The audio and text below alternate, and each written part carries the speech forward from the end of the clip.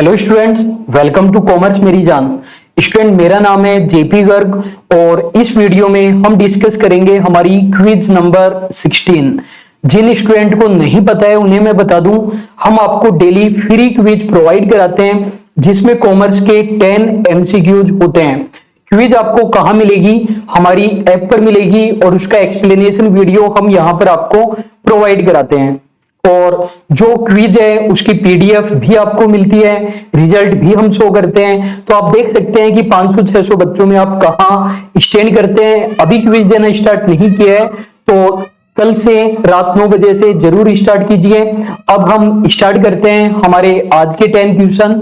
तो पहला हमारा क्वेश्चन है, the most important document of A company. Company का मोस्ट इंपोर्टेंट डॉक्यूमेंट क्या होता है जिसे कंपनी का चार्टर भी कहा जाता है? तो दो हिंट दिए गए हैं। वो कंपनी का मेन डॉक्यूमेंट है और उसे कंपनी का चार्टर भी कहा जाता है। उसे आप प्रोस्पेक्टस कहेंगे, एनुअल रिपोर्ट, एमओए या फिर एओए। तो एमओए हमारा मेन आंसर हो जाएगा। आपको याद रखना है ये कंपनी का चार्टर होता है। चार्टर का मतलब होता है अधिकार पत्र, जिससे कंपनी को अधिकार, राइट्स प्राप्त होते हैं।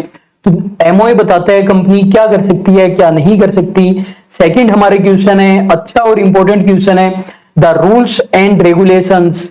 The rules and regulations for the internal management of a company are contained in।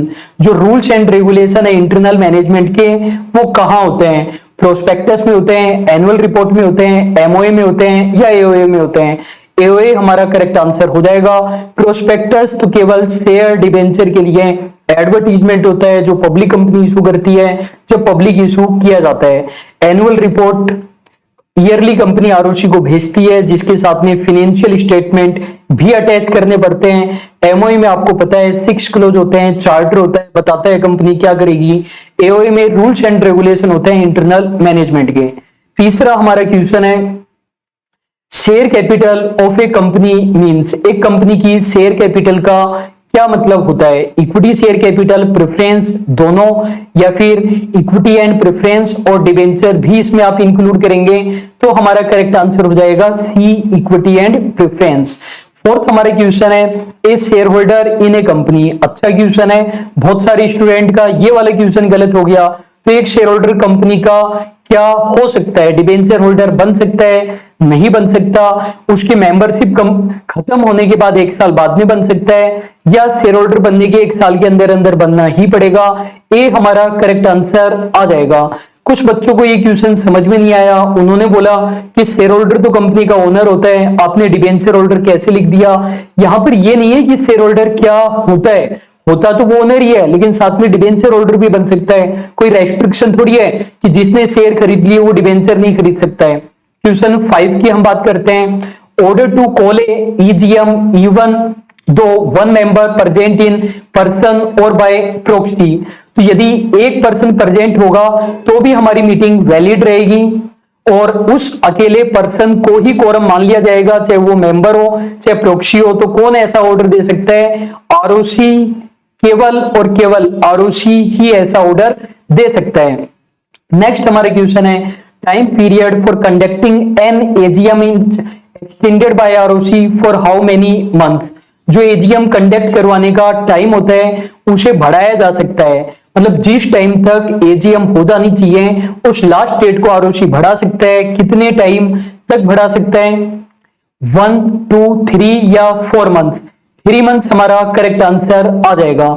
Student, एक क्वेश्चन का आंसर आपको कमेंट बॉक्स में बताना है। अभी लाइव सेशन के दौरान नहीं, लाइव देखने के बाद में आप कमेंट बॉक्स में बता देंगे कि ये जो 3 मंथ का टाइम आरओसी बढ़ाता है, फर्स्ट एजीएम में बढ़ा सकता है या सब्सिक्वेंट में बढ़ा सकता है या दोनों में बढ़ा सकता है, ये आपको जरूर से बताना है। क्वेश्चन नंबर 7 की हम बात करते हैं, maximum rate of discount that can be allowed on issue of share.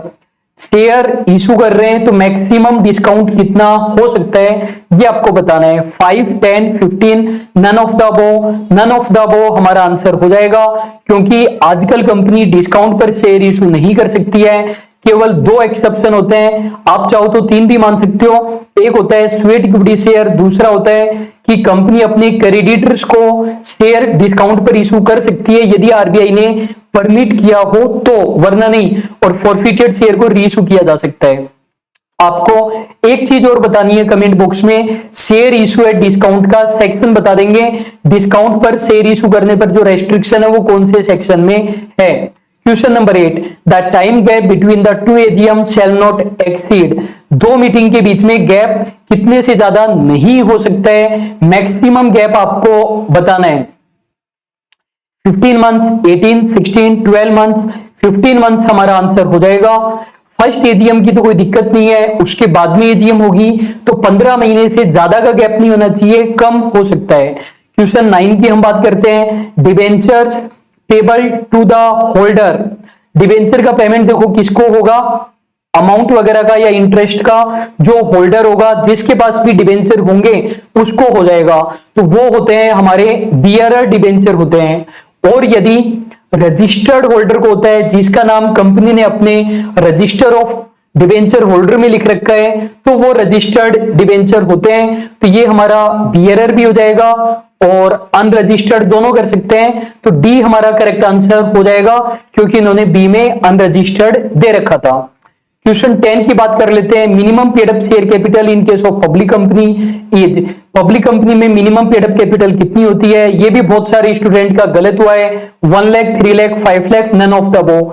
Student answer आएगा none of the above, 1 lakh और 2 लाख, 1 लाख और 5 लाख पहले होती थी, आजकल वो लिमिट हटा दी गई है।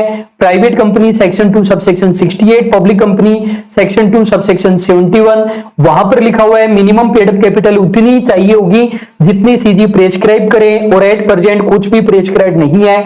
ऑथोराइज्ड कैपिटल वही है 1 lakh, 5 lakh, paid up capital हटा दी गई है, तो डी हमारा आंसर हो जाएगा।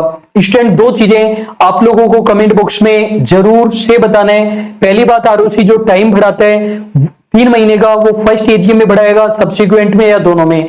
दूसरी बात, डिस्काउंट के रेस्ट्रिक्शन का सेक्शन जरूर लिख देना है, मैं नोटिस करूंगा कि कौन स्टूडेंट आंसर देता है कौन नहीं देता है। यदि पेड कोर्स आप लेना चाहते हैं तो ले सकता है, 21 हाई क्वालिटी मॉक टेस्ट आप लोगों के लिए बनाए गए हैं। जेवीवीएनएल का कॉन्सेप्चुअल कोर्स लेना चाहें वो ले सकते हैं, और आरपीएससी कॉलेज लेक्चरर का एबीएसटी पेपर 1 पेपर 2 की कंप्लीट प्रिपरेशन, कॉमर्स के अंदर सबसे बेस्ट जॉब है आरपीएससी कॉलेज लेक्चरर, इससे बेस्ट जॉब कुछ भी नहीं है।